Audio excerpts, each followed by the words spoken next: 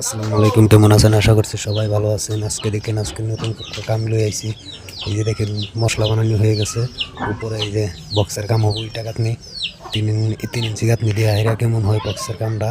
অল্প আমার লগে থাকুন, সম্পূর্ণ ভিডিও দেখানো।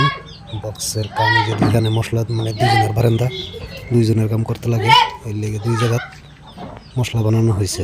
তারপরে যা দেখেন, এই যে এটা সেটা উড়াইয়া সম্পূর্ণ রেডি করে ফেলাইছি।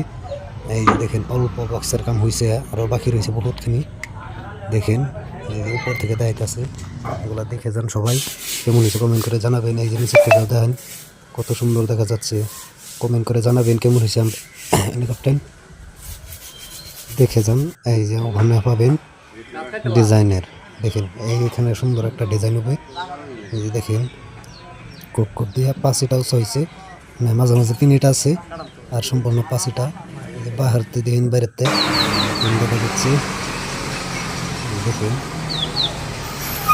কত মজা দেখা যাচ্ছে না? দেখে যান।